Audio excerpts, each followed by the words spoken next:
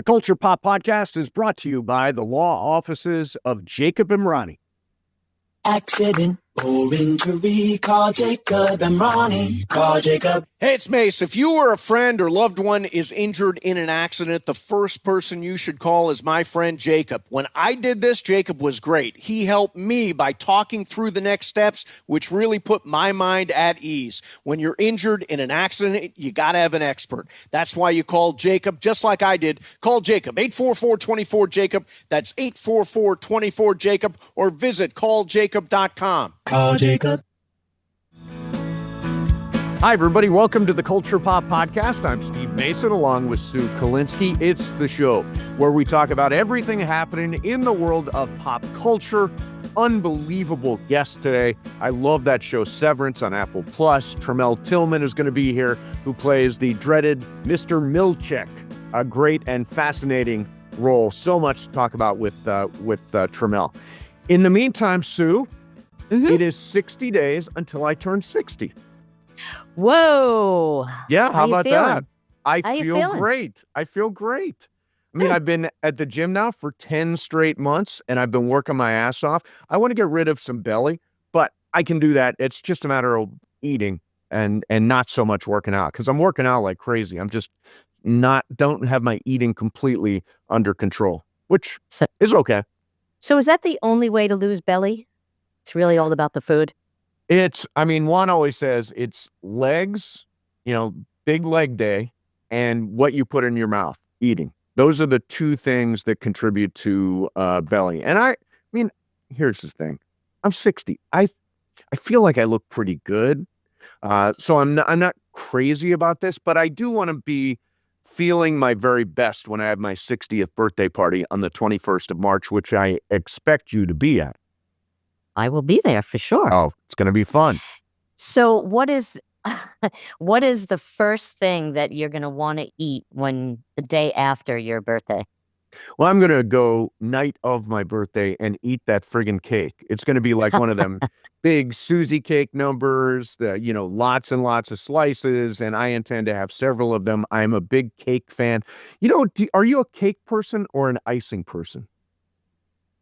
That's a good question. I'm more cake.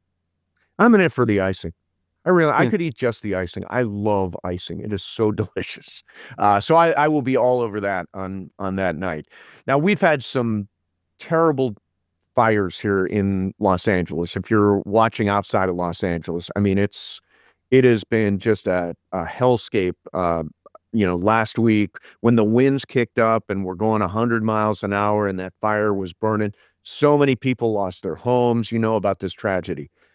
Now, there is going to be a fire aid concert coming up on January 30th at both the Forum and the Intuit Dome. So they're going to be simultaneous.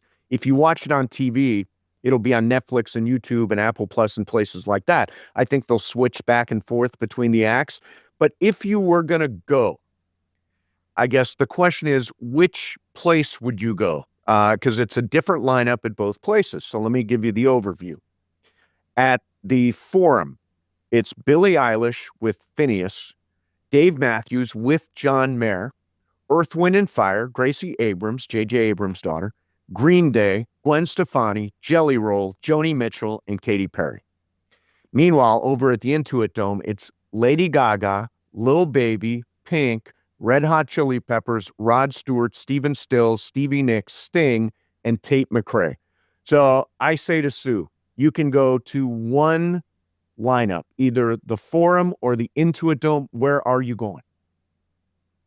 Intuit Dome. No. Really? Yeah. I thought you were going to be all over the Forum with me. Really? No, I mean, I've never seen Lady Gaga. Yeah, she's great. I've never seen Pink. Yeah. Oh, she's unbelievable. I've never seen Red Hot Chili Peppers. I've seen Rod Stewart. That was actually the first concert I ever saw. Wow.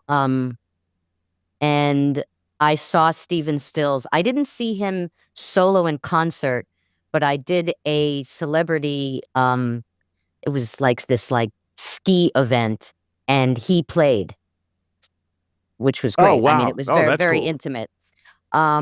Stevie Nicks, I've seen Fleetwood Mac. I've never seen her solo.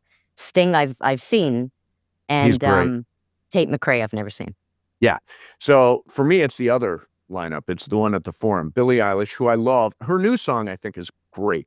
Dave Matthews, always been a huge Dave Matthews fan. Crash Into Me, Satellite, all those songs. Earth, Wind, and Fire, Gracie Abrams, Green Day. Oh, man, I love Green Day. I love that American Idiot album. I've seen the show. I love that music. Gwen Stefani. I'm not a huge, she's great. Joni Mitchell. Come on, Joni Mitchell. I've seen her. Yeah. Yeah, I've never seen Katy Perry, and then Jelly Roll, who I think has got like the best voice out there right now. So I'm at the Forum. You're at the Intuit Dome. Let's do it, and we will have a full report after we go to those shows. Great. Do you remember when we did the radio show? We got a private concert at a With Dave Matthews, right? at that bar with Dave Matthews. It was the think- day of the Puerto Rico parade or the St. Patrick's Day parade. I'm not sure which one. But it rolled right by there, and we were in that little club sort of across the street from our place at 57 and 7th, right? Between 8th and 9th, I think it was. Yeah, yeah. No, that was amazing. And we got to interview him kind of while he was doing his show, while he was doing songs, and you could say, so tell me about Crash Into Me. It was so cool. Right. I remember this. I'm trying to remember. I don't know if it was someone from our station. Was it only our station who went? It was like a private only our concert station. It for was us? a private concert, yeah. I forget who it was, but somebody asked if he was single. Is that right? Yeah. It's a fair question. Fair question. So you had something you wanted to get to, something weird and quirky, which you tend to bring to the show. What do you got? Right. Well, actually, there's one thing that I wanted to say because about the fires that are here. So I was in San Francisco for the week, and across from my Airbnb, I was in a section of the city that I've never ever hung out in, and it's the Sunset section, which is very close to the beach. Yes. So I came home one night, and the sky was like bright orange, right up like above the beach. Yeah. And I took this amazing picture, but I didn't take it directly across from where I was staying because it was obscured. So I went to the intersection and took a picture, and I didn't write. I had posted some other pictures on Facebook that I was in San Francisco. Right. So I guess I just assumed people knew I was in San Francisco. And I post the picture, and Tom writes, "Are you sleeping in a van?" Because it looked like because I said it's across the street from where my no, I didn't say, did I say my Airbnb? I think I said from where I'm staying. Yeah. So then all these people are like, "Are you okay?" Everybody thought that I was in LA. It was from the fires. Yeah. It was from the fires, and it was by my house. Now, yes. I live in Long Beach, so I, was not really affected by it, just smoke. But anyway, so that was that. So okay, so I'm in the Airbnb. Yeah. And my brother came. I was by myself for 3 days, then my brother joined me on Friday. Yep. Saturday night, we went to my niece's house for dinner. So we were going to miss the second game, the Lions Commanders game. The Lions Commanders game, yeah. So my brother recorded it with his YouTube, whatever. So we get back to that place, and the hosts live upstairs. And Right. then there's only two there's two like studios.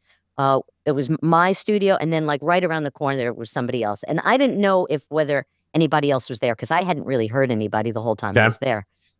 So by the time we got home, it was like 9:45, and we're watching the game, and my brother forgot his hearing aids, right? So Okay. TV was a little louder than it normally would be, totally oblivious to the fact that people are like upstairs. And I muted it every time the commercials came, so it was on and off, loud, nothing, Right. Right. for 3 hours. So right before I went to bed, I guess it was like 12:30, I checked my phone, and it's a message from the host. Oh. She texted me at 11:40 and said, "Hi, Sue. It's 11:40. Do you think you can turn the volume down a little bit? It's Uh-oh. kind of late."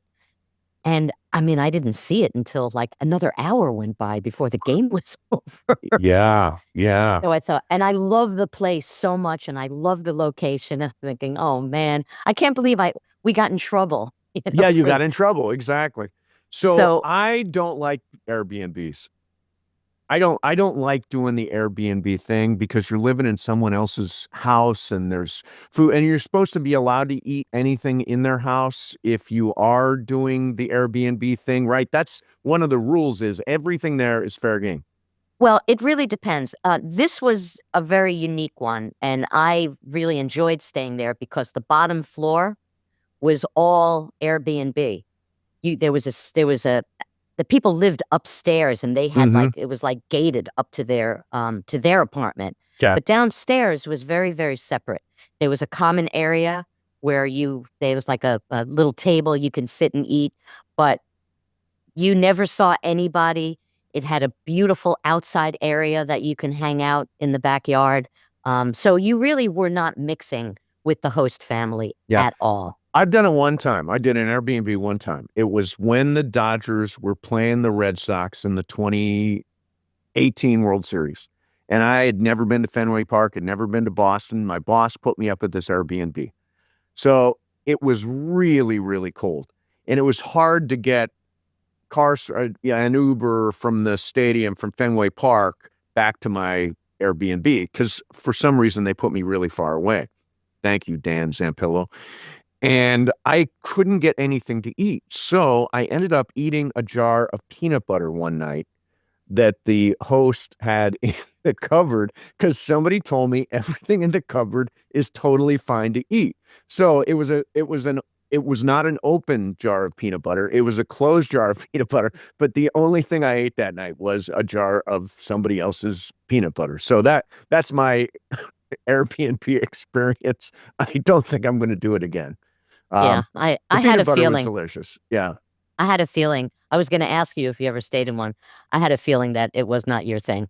Yeah. I mean, it's somebody else's sheets. It's like, ugh, Oh, well, this ugh. where I was is it's kinda like being in a hotel. Was it? Yeah. Yeah. Oh, it's totally like All being right. in a hotel. Yeah, it's Okay. different. Yeah. Yeah. I'm not going to check into that one.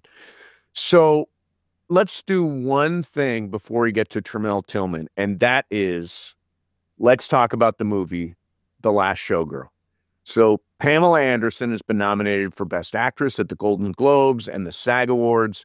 She plays Shelley, this very, we'll say, seasoned showgirl who Mhm. has got a plan for her future when the show, The Razzle Dazzle, ends its 30-year run. And the film was directed by Francis Ford Coppola's granddaughter, Gia Coppola. I love this movie. From the moment she appears on screen, it's so heartbreaking. It's just a movie of moments. It's a really sad slice of life from this broken down showgirl. Jamie Lee Curtis I think she's unbelievable. Former showgirl. She's now a cocktail server. And she has a scene that feels so honest and so real where she's on a platform and she's dancing to Total Eclipse of the Heart. And I'm like, oh, so good. And beautiful, haunting shots of Shelley, Pamela Anderson out on the strip, big signs in the background and cars Mhm. whizzing by. I mean, Mhm. I love the movie. It really sort of broke my heart. Did you take it that way? I did. I did. And what I loved about it, it was a small movie, you Uh-huh. know, and it was so authentic. It kind of reminded me of like a Sean Baker or Barry Jenkins movie like Moonlight Yes, or The Florida Project, where it could have been like documentary. It had a little documentary type of it feel did. to it, you Yeah. know? And yeah, the images that you spoke about as far as, her walking around, uh, Las Vegas a little bit, I love that it went from night to day, and when she was walking around, the queue was, like, kind of, like, darted in and out. I mean, it was so Mm, effective.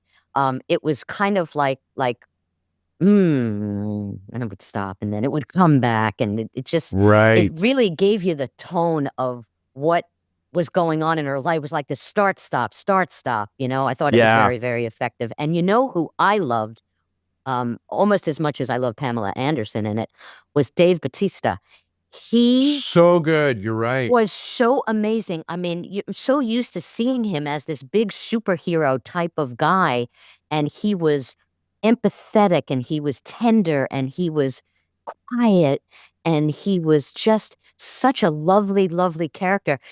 Such a departure from anything I would have ever seen him in, and Yeah. I didn't even know he was in the film. So when he came on screen, I was like, "Oh, this is kind of an odd choice," and it was so he was like this gentle giant, Yeah, and he was. he was perfect, and he should be was he nominated for anything for Best He Supporting was Actor? not nominated for Damn. anything. Yeah, He but he was he was he is terrific. really, really good, and you're right, it's a really sweet and sensitive, performance for a guy who's, totally rocked out and is a bad guy in so many things. I think I feel it very much like Demi Moore. I feel really happy for Pamela Anderson. Mhm. She, of course, best known for Baywatch, and she says, being part of pop culture is a blessing and a curse. If you want to convince people you can do other things, she said, I think I just started really walking my talk. I didn't want to be a cartoon character anymore. And that's really sort of she emerged from that. And I think she is so, so good and so real and so honest and so willing to look not pretty. I mean, I all that know. I mean, I just think such a really sweet performance. And at the SAG Awards, I am going to vote for her over Demi Moore, I think. I just love Pamela Anderson in that. Yeah, this is like the one of those kinda like rise from the ashes type of, career moments, where somebody who hasn't really been relevant, I Yeah, mean, she hasn't yeah. really been around, and like you say, a lot of kind of like popcorn, bubblegumish type of roles that she has played. This was so deep and emotional and again, the idea, no makeup, no Spanx, no, just raw. Yeah, yeah. By the way, she talked about I read a big interview with her. She was really hurt by the Pam and Tommy series on Hulu. I don't know if you watched that or not. I did. She says she found it ethically inappropriate and bizarre, and that the whole thing was a very hurtful experience. So I'm glad she gets, excuse me, gets by that as well. And what do you think Shelley, the character, does next? When the movie ends, what does she do next? I had this conversation with Juan about it. We see it sort of end in this melancholy way, her final performance. She sees her daughter. What does she do next? There's a part of me that thinks, does she go back to school? Does she get a degree? Does she try to have a career doing something like a complete 180? I mean, I don't see her um, staying in show business. I just don't. So, Yeah. and I don't see her doing something kind of sad like Jamie Lee Curtis. See, I think she winds up being a server, a cocktail server. Oh, mm. And her moment in the spotlight is over and she lives the rest of her life without that. I hope she fixes her relationship with her daughter. It seems like they're on the right track at the end. By the way, thematically, this is a little bit like The Substance. It's about what happens when women get older and how do they continue once youth is gone? And you get that here too. Demi Moore goes to great lengths. Her character, I think her name is Elizabeth Sparkle. She goes to great lengths and obviously creates this second version of herself. In this case, she seems like Pamela Anderson's character seems like she's going to fade away. I wonder if she would have tried The Substance if she was offered it. Oh, that's interesting. Oh God, I hope not. Yeah, yeah, me I, too. I hope not. And I wonder, at any point if she tells her daughter who her dad is. Oh, that's right. That's right. Very good point. Yeah, so one of my more favorite movies of the year. At a future show, we'll do our top 10 of the year. I still haven't seen The Brutalist. Have you seen The Brutalist yet? Not yet. It's on my list of things to do this week. I'm going to see it. All right, we're going to get to Tramell here, but in the meantime, Don't forget, if you're watching on YouTube, hit the like button, subscribe to the channel, leave us a comment or a review or a show idea. Maybe you saw The Last Showgirl. Maybe you want to tell us your top 10 movies of the year. Whatever that is, you can leave it on YouTube. And if you're listening on Apple or Spotify, please subscribe to the show. Big points if you leave us a 5-star rating and a review. And we love you for that. Here we go. Our guest today is a longtime stage actor who appeared on Broadway in The Great Society with Brian Cox. On television, he has starred on shows like Sawyer for Life, Dietland, and Godfather of Harlem. He will soon be seen in Tom Cruise's Mission Impossible: The Final Reckoning. But in the meantime, he's starring as Mr. Milchick, the supervisor on the severed floor at Lumen Industries on the Apple Plus series Severance. Tramell Tillman joins us. Tramell, thanks a lot for coming on to the show. Thank you for having me. I'm excited. So you play Mr. Milchick. It's so weird to see Mr. Milchick. I just said this off the air, but I do feel like I'm in trouble in some way. Mr. Milchick is this weird combination of benevolence and malevolence, right? How much fun is that to play on Severance? It's insane. I'll tell you that. This guy, he's such a puzzle. You never know where he's coming from. You don't know where he's headed. But that also makes it so much fun to play. How he just rattles everyone and keeps people off kilter and terrifies them, but also is encouraging at the same time. It's baffling and also speaks to the great work of Dan Erickson and Ben Stiller of really crafting this guy so that he's not a joke, if you will. Although now he has a nickname. Everyone's calling him Milkshake. Milkshake, that's right. There's that. But I'm glad people are enjoying them. Yeah, it's like there are times where I can't tell whether you're a nice guy or are you giving incentives because you want everybody to do what you want them to do, and so you don't have to have a hard time and wrangle them all the time. Like, I'm so confused sometimes about that. And I know there are things that, you're not gonna be able to tell me. But it's like, oh, by the way, Sue, we're watching in real time, so all we've seen is episode 1 of season 2. So Okay. we're no spoilers, even if we ask. Okay. So but we can talk about episode 1 of season 2. yes, Absolutely. yes, Absolutely. yes, Yeah. yes. And Cool. I want so badly to know where the hell you came from. Like, I know that, we've seen like bits and pieces of some of the workers' lives, and I feel with this promotion that you got, now that you're the main guy, that I hope that we get to see more of you and your backstory, and those are the things that I'm always so interested in a character, like the backstory, and how much as an actor do you have a hand in creating some of your backstory with the showrunners? That's my part. I enjoy creating it. I do backstories for every character I play. I think it adds a depth to the character. I, much like all the other characters I have played in the past, I did write a whole story and narrative of who I think this guy is, and Ben and Dan exchanged notes about it, and they wouldn't tell me what worked for them and what didn't. So I was able to use my own artistic license to really craft the story, and we'll see how it goes and how it manifests. It's such a crazy and complex plot, right? I mean, it's so you run the severed floor at Lumen. You mentioned Dan and Ben Stiller. I'm wondering, for you, when you first got that script, it's wild. What was your reaction? What did you think of it when you first were offered this role and first saw the script? This is weird as hell. That's what I first. So I read the sides for it. I auditioned for this role in 2019.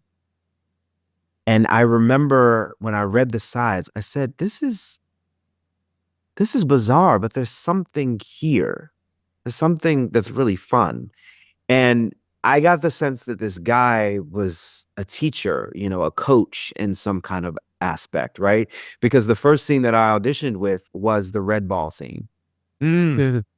And there definitely needed to be a quality to him that people could trust, but also a person of authority that people would fear as well. So I just found ways to incorporate that in my audition, and fortunately it worked out for me to be a part of it. But while we were filming it, we were all trying to figure out, what is this show? What is the tone?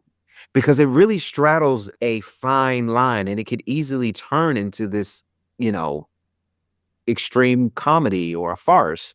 But we had to make sure that we kept it in line so that it has this multi-genre feel, this thriller, this drama, a love story, all of these elements to it. So it was tricky, but it was fun to navigate. How much do you know about your character as the arc, and even this arc of the season? How much are you privy to at the start of the season, each season?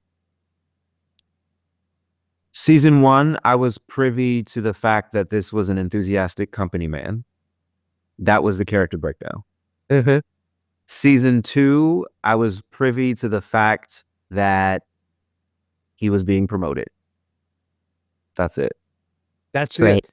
Do you know where the show goes, like in season 3, season 4, season 5, or are you locked into just what happens in season 2? I'm locked into season 2. Wow. Wow, Yeah. that's so you really don't know where the story goes. That's amazing. That's amazing. I have no idea. So the interpretation of the show, I think, is just everybody gets something different from the show. Like for me, there's a question of work-life balance, and jobs are all consuming, and a lot of people have jobs that, they can never get away from. Also, there's this idea of repressing part of yourself, burying yourself in work, so maybe you don't feel the feelings that come along with life, the bad feel in the case of Mark S, losing his wife, which we find out he may not have. But I mean, to me, those are like two big themes of the show. For you, what's the show about? How do you interpret Severance? I think the show speaks to identity.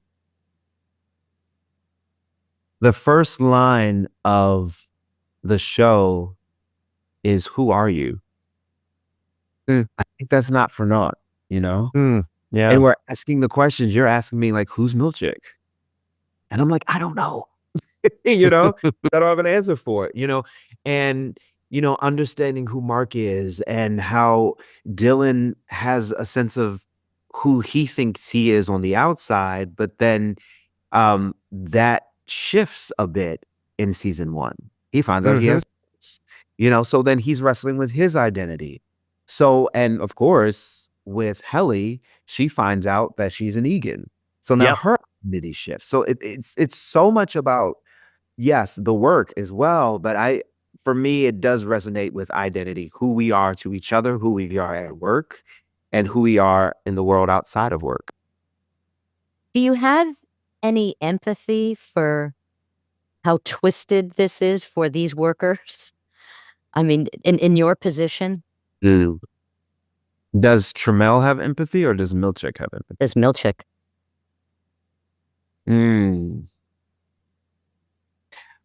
It's my take that 𝐓𝐿𝐥𝐿 is so devoted to the mission of Lumen that there isn't much space for empathy.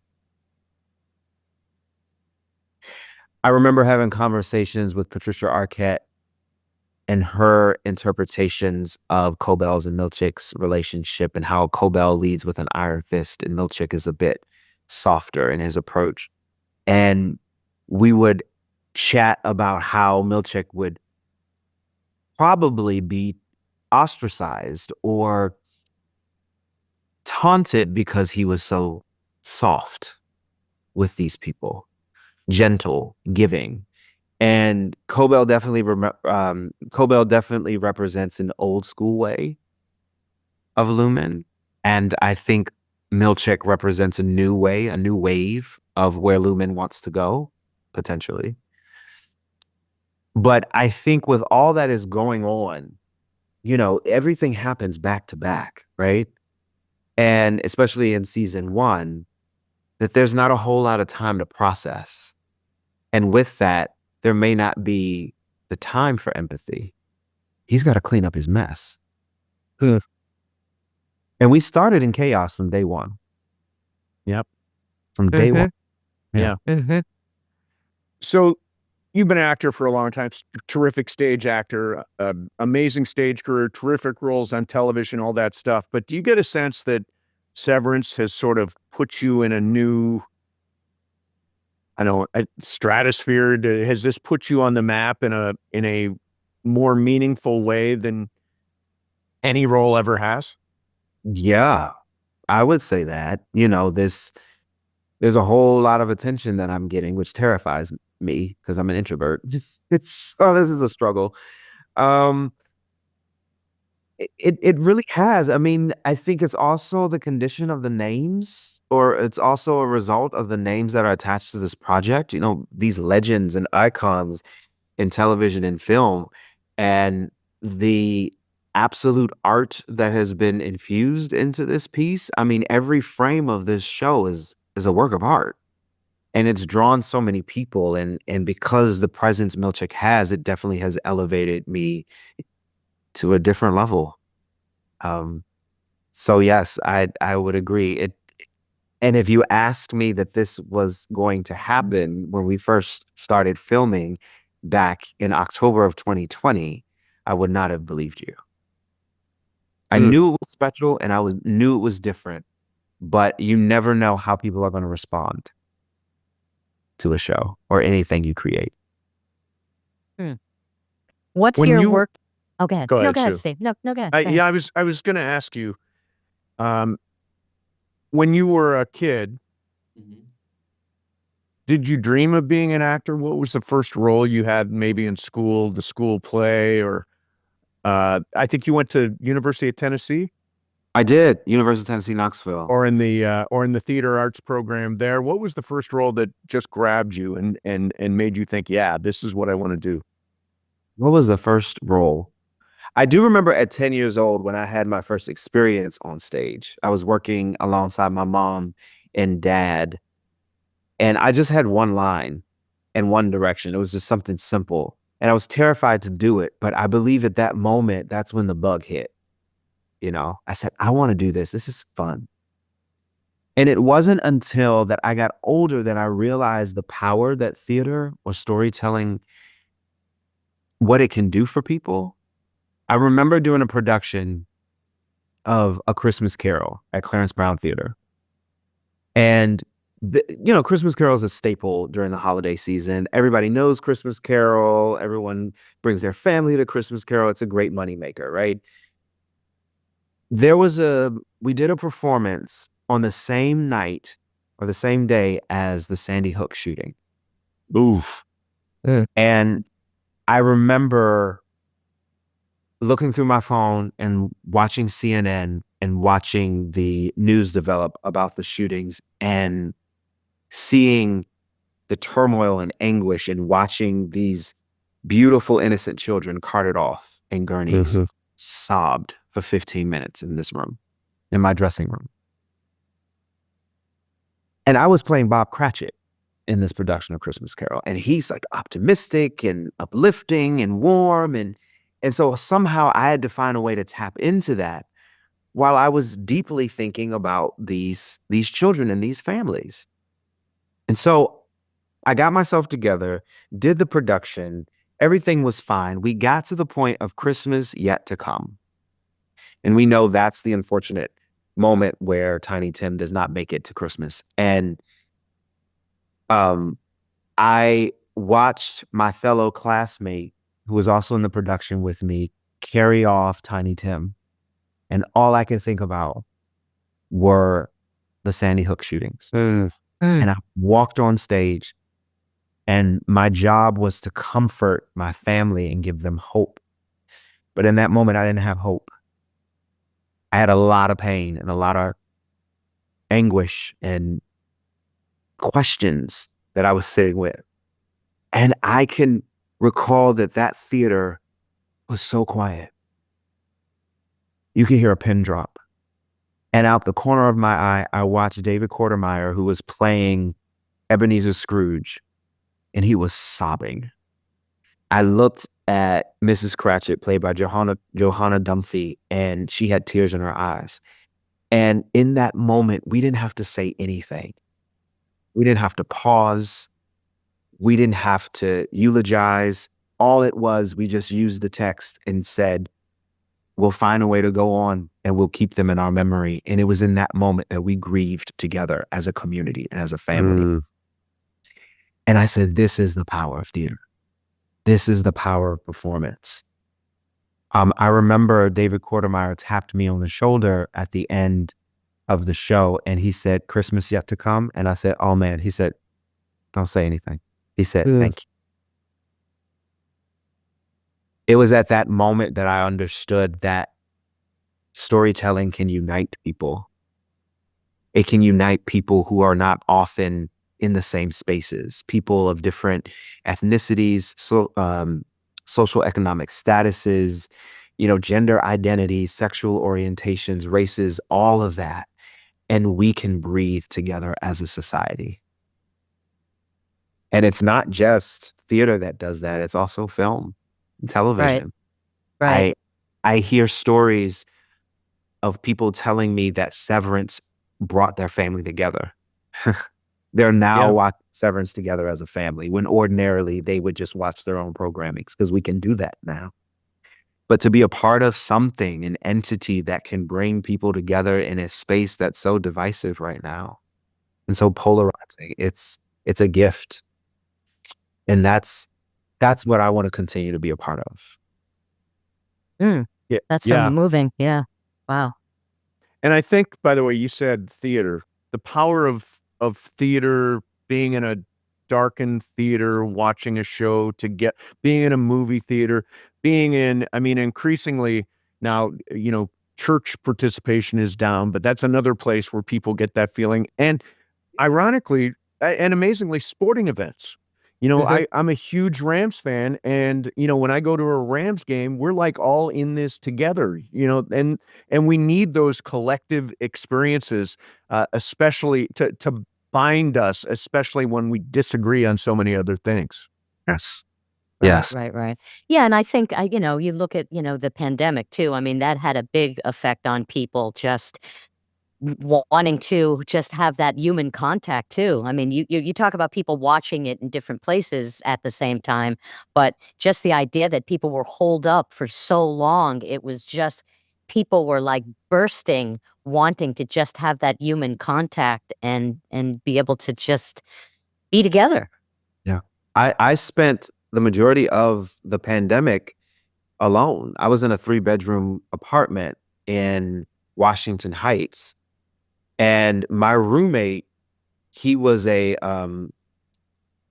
peace negotiator. So he was off in Ukraine doing God's work, keeping peace there and negotiating between countries. And he got stuck out there.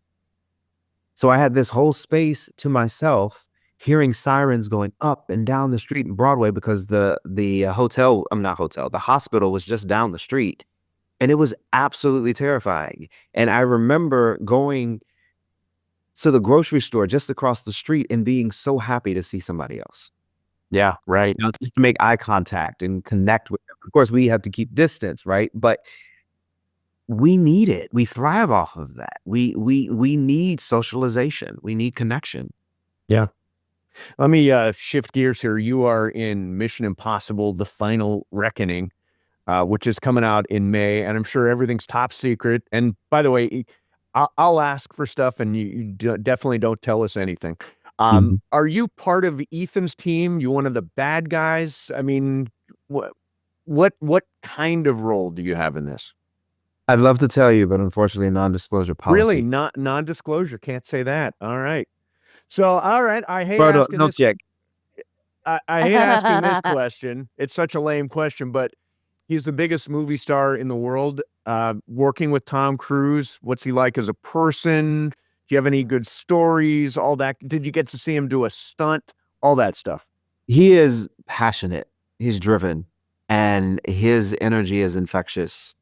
He's very patient. He's very supportive. He loves telling stories. He loves film, and he finds ways to spread his love to other people. He gets people excited about what we're doing. He's a fantastic producer, a fantastic actor. I really enjoyed working with Christopher McQuarrie. He is a teaching director. He taught me so much about film and camera work, and he didn't have to do that, you know? But I was so grateful to be a part of that. And I'm looking forward to audiences seeing it all on the big screen. I'm looking forward to seeing it on the big screen because they won't show me anything. So top secret. Yeah. So when you did the audition, what was your feeling after you left? I know that it's, I've auditioned for things, and everything I thought I was never going to get, I would get. And the things I was like, I totally nailed it, I didn't get. Yeah. That happens so many times for me. What was your feeling when you left the audition? So the audition for Mission Impossible or Severance? Mission Impossible. Okay. You ready for a fun fact? Yeah. Yes. I did not audition for the role in Mission Impossible. Wow. Wow. That's great. Straight to Yeah, offer. Yeah, Christopher McQuarrie is a huge fan of Severance, and he is a big fan of my work in the show.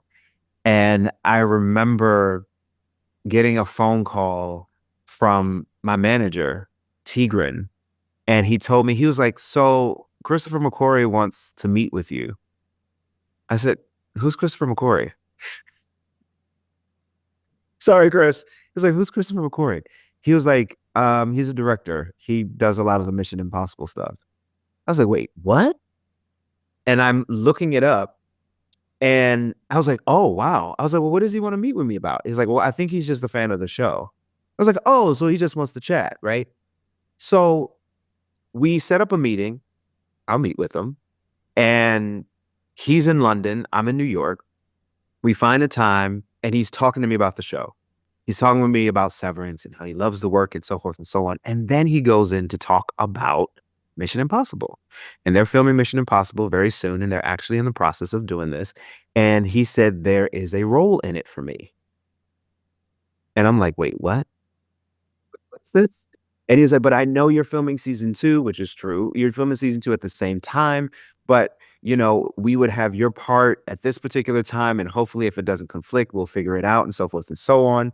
And I said, well, so let me get this straight. You were offering me the role. I'm not having to audition for this. Woo. And he said, it's yours if you want it. Wow. And I said, okay, so where do we go from here? What's the conversation now? And he said, well, you let me know if you want it, and then we can start having the meetings and conversations and so forth and so on.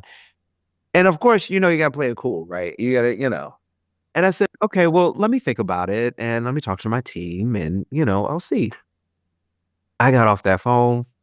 I closed my eyes, and I screamed. I got everybody. I got my lawyer on the phone. I got my manager on the phone. And I was like, guys, I don't know if it's going to work with my schedule, but we need to figure this out. Oh, because yeah. I'm going to be in Mission Impossible. And it was Wow.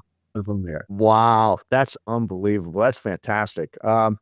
Hey, last thing I want to ask about Severance. One last question. You have so much of such a great theater background. And when I look at the show, it really is, it's just you guys. I mean, it's a great, obviously a great ensemble. Adam Scott and Patricia Arquette and John Turturro and Christopher Walken and Britt Lower, who plays Helly R, who's taken a heel turn in episode 1 of season 2. How much of this is like theater? Because you're really in these white offices with these long white hallways. Does it feel like theater at all to you? It feels theatrical in the sense of the collaboration.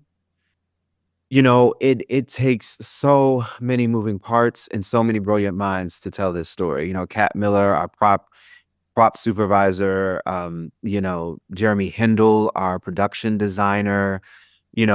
Fun fact, a lot of what we see in episode 1 of season 2 with Milchick's office, that was a collaborative event. They asked me, "Is like, what do you think 𝐓𝐿𝐥𝐿 would have in his office?" So you see the iceberg.